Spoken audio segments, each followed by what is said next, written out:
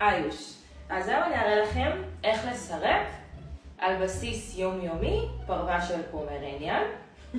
גוצ'י עייף מדי בשביל הסיפור הזה עכשיו. יש לנו שתי כלים שאנחנו צריכים.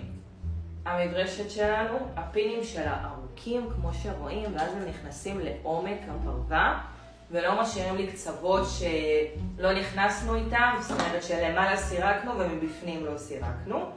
ויש לנו את המסרק, שאתם רואים גם הפינים שלו עבים פה יש לו, וגם דקים. כאילו יש שוני. זה חשוב כי אנחנו עוברים גם עם החלק הזה וגם עם החלק הזה, בשביל להוציא את השאריות שנשארנו לאחר הסירוק של המברשת. זה שלב מאוד חשוב.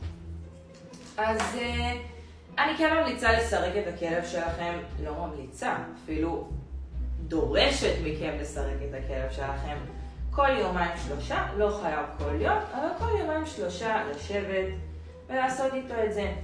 יש הרבה שאומרים לי, הנה הכלב שלי נושך, הוא לא מסכים, הוא לא מאשר, הוא לא זה. סבבה, תעמיד אותו על שולחן שהוא גבוה, תראו לו שכביכול יש שליטה עליו. ואז אולי זה יעזור. אז הנציגות שלנו פה זה גוצ'י, שלא אוהב להסתרק, אבל אני חייבת להראות לכם איך סירוק נכון עובד. אנחנו מתחילים באזור הטוסיק. עכשיו, לא לגלוש מהטוסיק לראש, אני לא הייתי ממליצה. מתחילים באזור הטוסיק, הברשה כזאת. יש דרך גם שזה הפוך לפה, זה גם הברשה שהיא נכונה. לוקחים את הרגליים, מסרקים כלפי מעלה. כל הפרווה מעלים כלפי מעלה. עכשיו, התנועתיות היא מבפנים. זאת אומרת, אני עושה סוג של גלים בסירוק שלי, כי אז זה באמת נכנס לעומק הפרווה. כל החלק של הגב, אני עושה בצורה הפוכה כלפי מעלה. כי זה המצב שבו השיער גדל, הכיוון לשם. מרימה.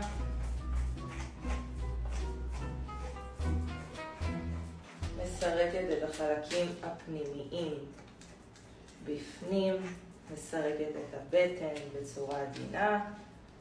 זה לא פעולה שהיא כואבת לכלב. אם הכלב צועק או צורח או זה, כאילו זה לא נעים, אבל זה לא עכשיו משהו שהוא, אם אתם עושים את זה באמת על בסיס שהוא תמידי, אז זה לא אמור להכאיב לכלב שלכם.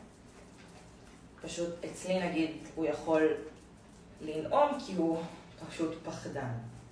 אז הכל בצורה שהיא הפוכה, לוקחת את הרעמה, מרימה טיפה את הראש, מסרקת למטה, ואז מסרקת למעלה.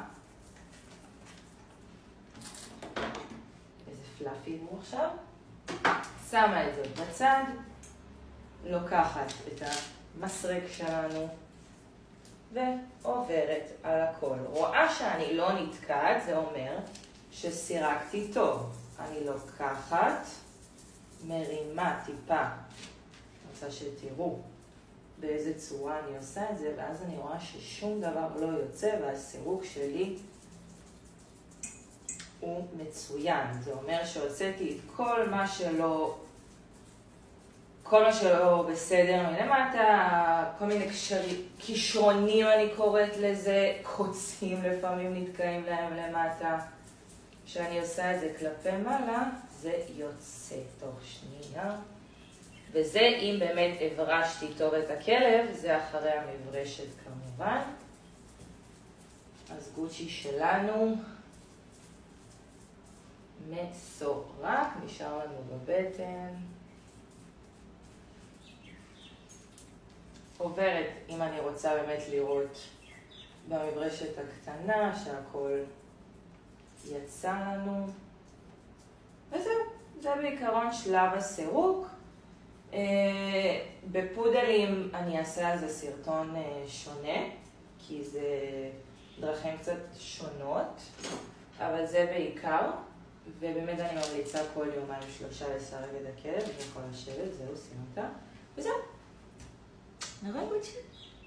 זהו.